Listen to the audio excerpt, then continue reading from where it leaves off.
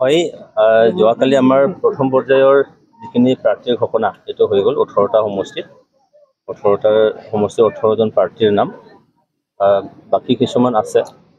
তো আমাৰ ব্লকবিলাকৰ আমাৰ নেতা কৰ্মীসকলে আগন্তুক নিৰ্বাচনলৈ কিমান উৎসাহী আৰু কেন্দ্ৰীয়ভাৱে কি নিৰ্দেশনাবোৰ আছে এই গোটেই কথাখিনি আমি দলীয় নেতা কৰ্মীসকলৰ লগত আজি ভেৰগাঁৱত আহিছোঁ আৰু আলোচনা কৰিছোঁ। তো দেখিছোঁ যে আমাৰ ভেৰগাঁও বহুত উৎসাহিত হৈ আছে যে আগন্তুক নিৰ্বাচন যিকোনো মুহূৰ্ততেই নহওক কিয় তেওঁলোকে সেইটো ৰেডি হৈ আছে। তো সেইটো চাই মানে দেখি পেলাই মই বহুত আনন্দ লাগিছে।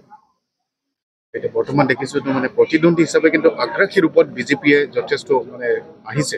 তেনে ক্ষেত্ৰত আপোনালোকৰ যিহেতু মানে ৰাজ্যত মিত্ৰ কেন্দ্ৰত মিত্ৰ ইয়াত মিত্ৰ আছিলে কেনেকৈ আগবাঢ়িব? আগ্ৰাসী বুলি আমি তেনেকেই ক'ব খোজা নাই বা তেনেকেই আমি লোৱা নাই।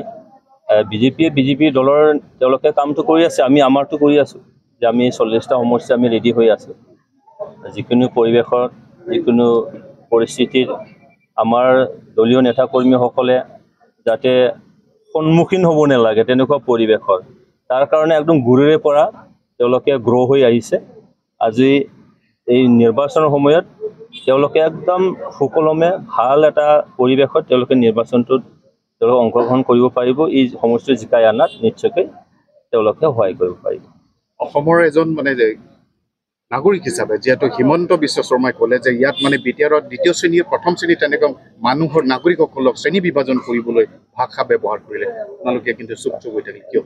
চাওক, ইয়াত হিমন্ত বিশ্ব ডাঙৰীয়া আমাৰ অসমৰ সন্মানীয় মুখ্যমন্ত্ৰী ডাঙৰীয়া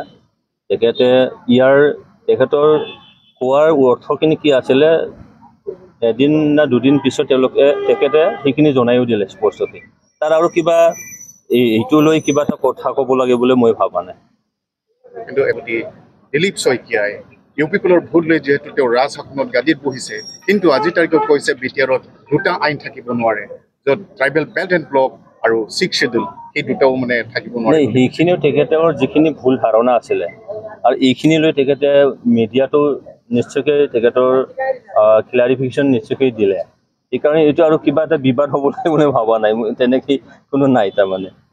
আপোনালোকৰ মানে যিখিনি 40টা সমষ্টি যিহেতু প্ৰাৰ্থী আগবঢ়াব মানে একচুৱেলিত মেজৰিটি পাব বুলি আজিৰ তাৰিখত এইটো একদম মানে সাধাৰণ কথা যে ইউপিপিএল হিচাপে আজি একদম গুৰিৰে পৰা আমি ষ্ট্ৰং হৈ আহিছোঁ আৰু 26টা জনগোষ্ঠীৰ কাৰণে যিখিনি আজি কাম কৰা হৈছে ভাবি থকা হৈছে। তো দেখা যায় যে আগন্তুক নিৰ্বাচন সেই জনগোষ্ঠীবিলাকৰ সেই নাগৰিকসকলে সেই ভোটাৰসকলে ইউপিপিএলৰ প্ৰতি এটা মেণ্ডেট নিশ্চয়কৈ দিব, সেইটো আমাৰ একদম বিশ্বাস।